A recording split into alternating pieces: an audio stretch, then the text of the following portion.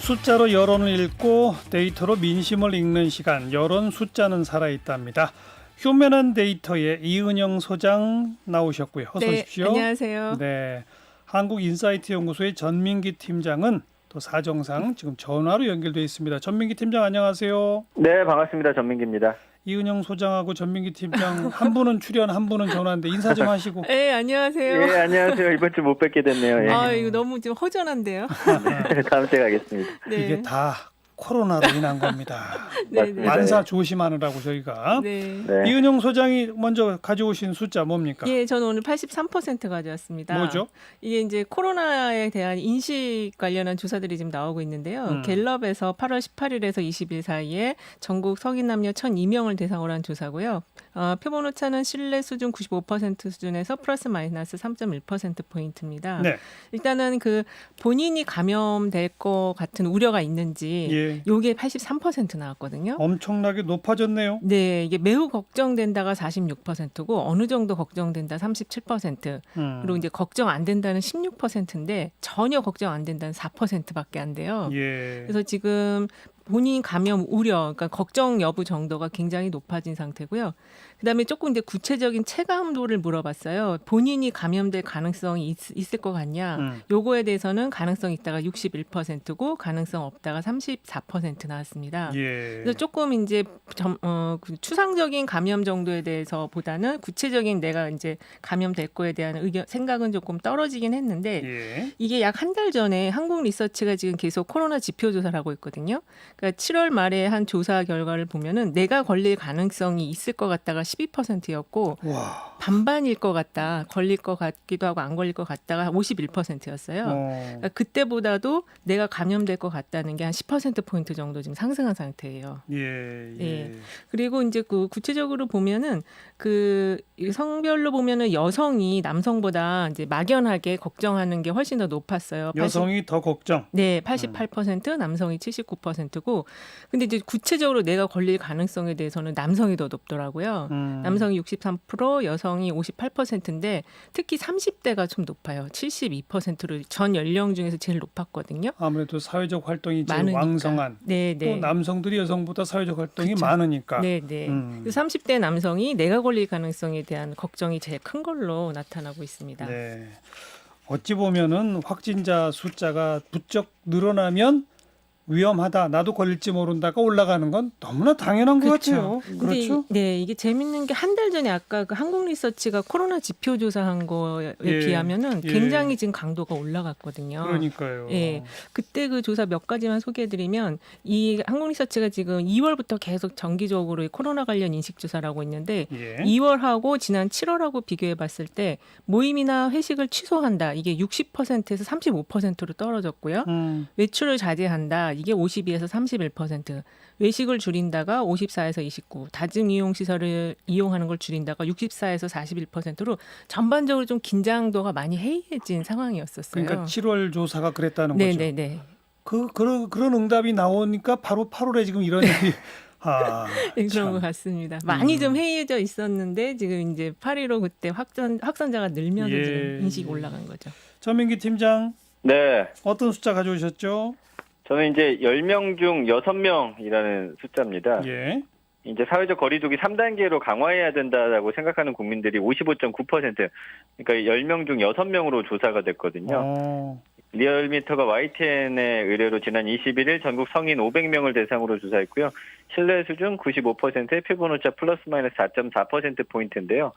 감염 확산 조기 차단을 위해 필요한 조치라고 생각한다 55.9%, 경제 영향 등을 고려해서 신중히 결정해야 한다 40.1%, 잘 모르겠다 4% 이렇게 나왔습니다. 어쨌든 과반수 이상은 예. 3단계 관련해서 좀 강화해야 된다 이렇게 좀 입장을 표명하고 계십니다. 하지만 3단계 신중하자가 무려 40%다. 이것도 무시 못할 숫자 아닌가요? 맞습니다. 예. 그 빅데이터 반응을 좀 살펴봤거든요. 네. 그래서 사회적 거리두기 3단계, 3단계 거리두기 이런 식으로 2개 키워드를 분석을 했고요.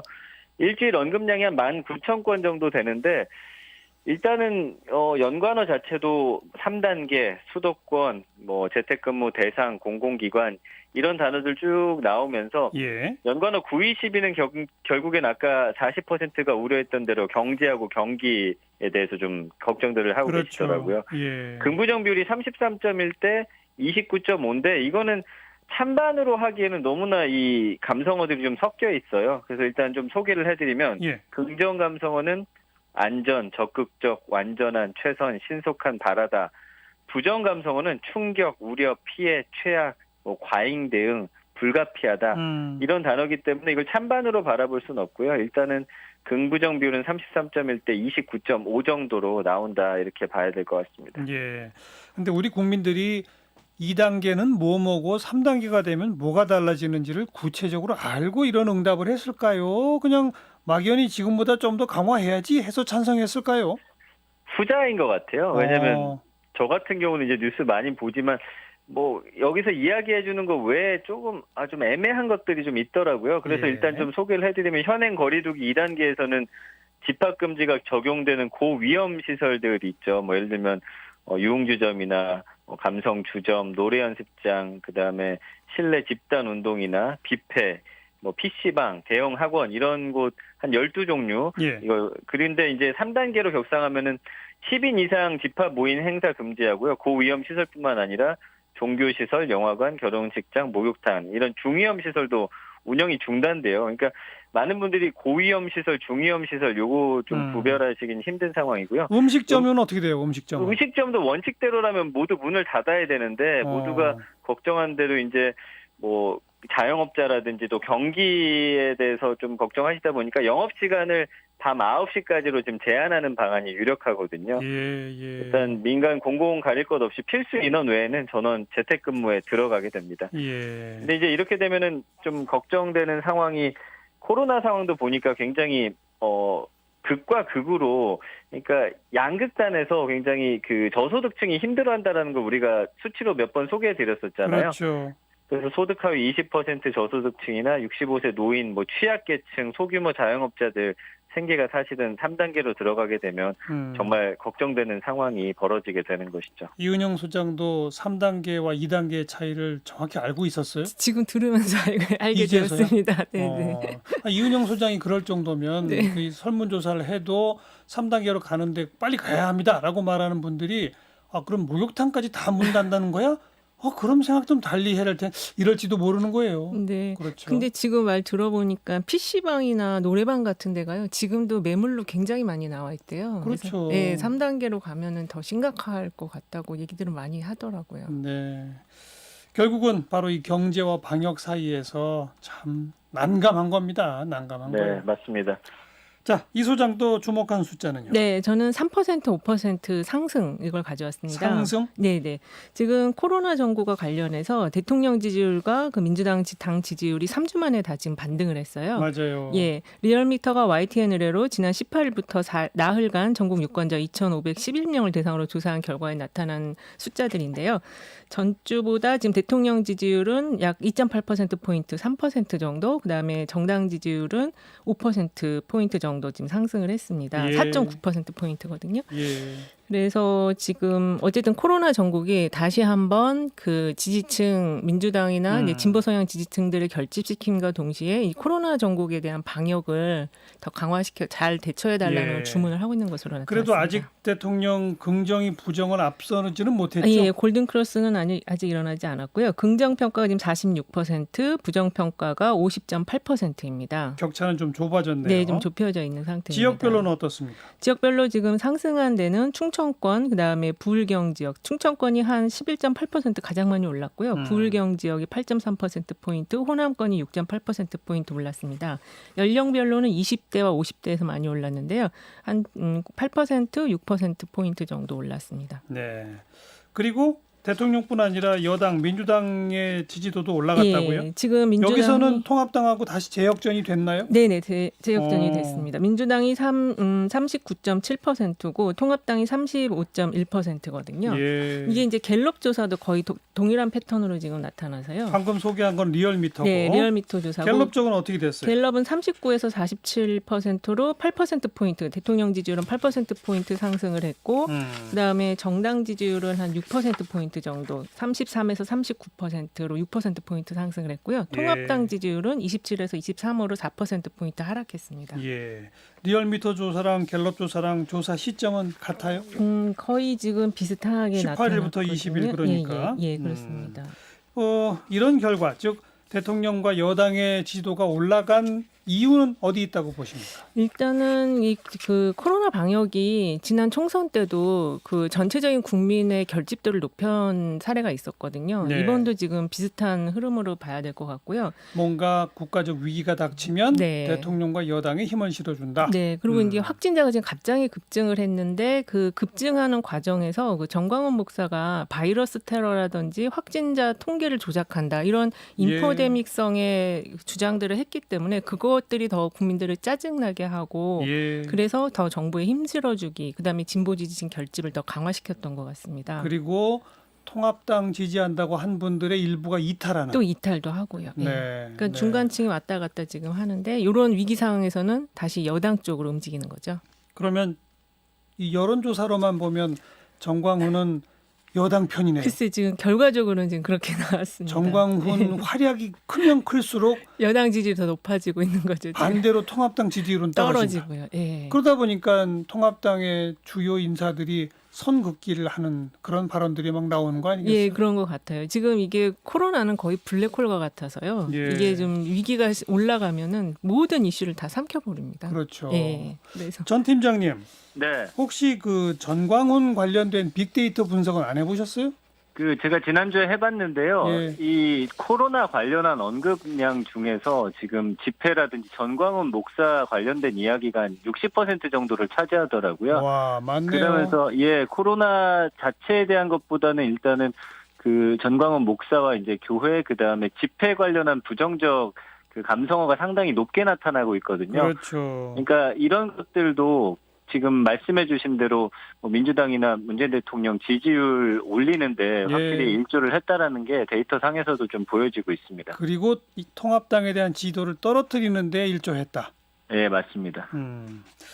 자, 그다음 이 소장 차기 대선 주자 선호도 조사. 네네. 이제 윤석열 검찰총장은 빠졌다. 빼달라고 해서 완전히 네. 빠졌더라고요. 이번 네. 주부터 나오는 거는 보면. 네, 그렇습니다. 이게 지금 MBS라고 그 여론조사 기관 4개 기관들이 합동으로 지금 지표 조사들을 하고 있거든요. 예. 거기 이제 대선 지지율 조사 결과를 보니까 이재명 지사가 24%, 이낙연 의원이 22%, 그다음에 이제 윤석열 총장은 빠졌어요. 빠졌고, 없죠. 예, 예. 안철수 4%, 홍준표 3%, 오세훈 2% 쭉쭉 해가지고 거의 지금 야권의 대선 주자분들은 4% 이내에 그냥 도토리 키재기식의 숫자들이 나오고 있습니다. 윤석열 총장이 있을 때는 이재명, 이낙연이 한 20점 한다 그러면 그래도 한 12, 3 정도 나오지 않았나요? 그랬었죠. 그렇죠. 근데 MBS 조사에서는 지난 7월 말 조사가 한 8% 나왔었거든요. 그래도 야권 1위였었어요. 그런데 이제는 예. 아예 없어지니까 다 전부 다 4 밑으로 나오더라. 네네, 3 밑으로 나왔고 그다음에 이게 보니까 기타 후보 없다, 모름모응답 이게 다 증가를 했어요 전체적으로. 예. 근데 그 증가한 숫자가 보니까 9%더라고요. 예. 그래서 윤석열 총장 그 지지가 이게 보기문항에서 빠지면서 이쪽으로 다 흩어져 버린 그런 예. 결과가 나타났습니다. 여론조사 전문가로서 네. 4%와 3%와 2%의 차이가 있어요? 그래서 저희가 그러니까 이게 그냥 계산을 했을 때 1% 올라가면 대략 한 40만 명 정도 지지가 하는 거다. 그냥 저희가 그냥 계산할 때 그렇게 하거든요. 근데 이게 대선 후보 지지율로 볼 때는 5% 미만은 사실 의미가 없어요. 다 똑같은 거죠. 네, 네. 그죠? 네, 그렇습니다. 몇 사람 응답한 거 아니에요. 예, 한두 명 더하면 4 되고 3 되고 그런 거 아닙니까? 네, 그렇습니다. 그러니까 지금 한마디로 야권 쪽에는 후보가 거의 후보감이 아예 없다. 예, 예. 근데 최근 다른 조사들을 보면 만약 내일이 대통령 선거라면 여당에게 찍겠습니까? 야당에게 찍고서 정권 교체하겠습니까? 이러면 그게 엇비슷하게 나오더라고요. 엇비슷 그거는. 내지는 정권 교체해야 할 필요가 있다는 조금 더 응답이 높거나. 높게 나온 경우도 있었잖아요. 예. 이런 심리 바꾸긴 바꿔야 되겠는데 찍을 사람은 없고 예, 그런 거죠. 이거 어떻게 봐야 됩니까? 그럴 경우에는 사실 이제 이 여권 안에서의 경쟁이 더 격화가 될 수가 있는 거죠. 물론이죠, 그거는. 예. 네. 이 현상이 계속 가진 않겠죠. 그렇게 될 것 같고요. 선거가 다가올수록 이제 마음의 어떤 마음들이 정리가 되고 지지로 모아지니까 어느 쪽으로 몰리긴 몰릴 거예요. 그리고 후보가 그렇죠. 안 나올 알겠습니다. 수는 없고요. 네네. 결국은 야당 쪽에서도 누군가 사람이 부각될 거예요. 네네. 마지막으로 전 팀장 가져온 숫자는요. 네, 10일입니다. 그건 뭐예요? 좀 전에 이제 문재인 대통령하고 여당 지지율 상승 이야기하면서 코로나 대응 언급하셨는데 예. 현재 우리 정부의 방역 대응에 대한 긍정평가 수치가 11%포인트 하락했다는 소식입니다. 이 긍정평가는 11%포인트 하락했고 부정평가는 11%포인트 예. 상승을 했습니다. 어디서 조사한 거죠? 코리아 리서치하고 엠브레인 퍼블릭, 케이스텔 리서치, 한국 리서치 이렇게 4개 여론조사 기관이 합동으로 이달 20일에서 22일 전국 18세 이상 1,001명을 대상으로 진행했고요. 예. 95% 신뢰 수준의 플러스 마이너스 3.1% 표본 오차입니다. 예. 잘하고 있다는 평가가 73%, 잘못하고 있다는 부정평가는 25%. 근데 이제 긍정평가는 직전 조사 때인 2주 전보다 11%포인트 하락을 하게 예. 됐습니다. 그러니까 11% 떨어졌지만 잘하고 있다가 73. 높습니다. 그 굉장히. 얘기는 그 전까지는 84가 잘하고 있다는 그렇죠. 거죠? 네네. 근데 어쨌든 확진자 수가 늘어나면 예. 방역 잘하고 있다 응답이 내려가는 거 당연한 것 같고 네, 맞습니다. 내가 걸릴 위험 높아졌다라고 말하는 게 또 당연한 거 아니겠어요? 네, 맞아요. 마스크에 대한 이 SNS상 여론이 어떻습니까? 이게 지금 일주일 언급량이 한 89만 8천 건인데요. 3월, 그 다음에 5월, 지금 8월 들어서 거의 올해 들어서는 마스크 언급량이 가장 높은 거거든요. 근데 예. 이때 새 꼭지점의 추이를 보니까 마스크 언급량이 이렇게 피크를 찍고 나면 다행히도 확진자 수는 좀 줄어드는 양상을 보였거든요. 그럼 SNS 지표상으로 보면 네. 조금 좀 기대할 만하네요. 아, 이번 확산세도 진정될지 모르겠다 이렇게. 그렇게 좀 됐으면 좋겠고요. 예. 저희가 이제 코로나 관련한 연관어 자주 언급해 드렸었는데 네. 왜 이제 7월쯤 돼가지고 사실은 일상이 되고 휴가라든지 뭐 이런 맞아요. 일상적인 키워드가 등장을 했었잖아요. 맞아요. 예, 그러면서 또 확진자가 그럴 때마다 또 이제 나타나는 또 현상도 있거든요. 그러니까 맞아요. 이런 코로나 관련한 연관어 자체는 긴장을 늦춰서는 안 되고요. 예. 그다음에 일단은 터지고 나면 우리가 또 주의를 바짝하면 또 확진자는 줄어들기 때문에 예. 일단은 아까 언급해드린 대로 마스크 언급량 일주일에 89만 8천 건 굉장히 높은 수치이기 때문에 예. 또 우리 국민들의 힘을 좀 믿어봐야 될 것 같습니다. 네. 그러면서 이제 연관어 같은 거 보면 아까 말씀드린 대로 코로나, 뭐 교회, 일상, 카페, 뭐 스타벅스라든지 최근에 이제 코로나 확진자 많이 나온 곳과 관련한 언급들이 많고요. 예. 긍부정 비율 보면 31대 41.6인데 부정 감성어 보면 여름이다 보니까 마스크 쓰는 게 좀 덥다는 분들, 그리고 최근에 확진자 많다 보니까 무섭고 힘들고 답답하다 예. 이런 단어들 좀 나타나고 있습니다. 지금 그 서울시나 경기도 마스크 착용 의무화하고 있잖아요. 예, 이거에 대한 이게- 언급량은 어때요? 이게 생각보다 많진 않아요. 11,000건 정도인데 그럼 일단은 긍정적으로 봅니까? 부정적으로 봅니까? 일단 긍정 비율이 높고요. 평소에도 요즘엔 많이들 착용하고 계셨기 때문에 예. 연관어 보면 뭐 사무실이나 산책하고 이럴 때 어떻게 해야 되느냐 이런 거에 대해서 좀 궁금해하시는 경우가 있고 그렇지만 적극적으로 좀 최선을 다해야 된다라는 반응이 좀 더 많기 때문에 예. 일단은 뭐 마스크 착용 의무화 관련해서는 뭐 부정적인 여론은 그렇게 많지는 않은 상황입니다. 그만큼 이제는 마스크 쓰기가 생활화는 되어 있다. 그거 아닙니까? 맞습니다. 예, 그렇습니다. 그런데 연관 검색어를 봤을 때 조금만 좀 느슨해지는 뭐 휴가 이런 거 검색하고 하다 보니 확진이 늘어나고 그렇죠. 마스크- 그때 왜 5월에도 연휴 관련해서 막 그러니까요. 이렇게 있었잖아요. 예. 마스크 검색이 늘어나면 조금 진정되고 근데 지금까지는 그런 추세가 있었는데 무서워요, 지금 좀 무서워. 이어졌으면 좋겠습니다. 예. 코로나 정말 무섭습니다. 네. 예, 그러네요. 예.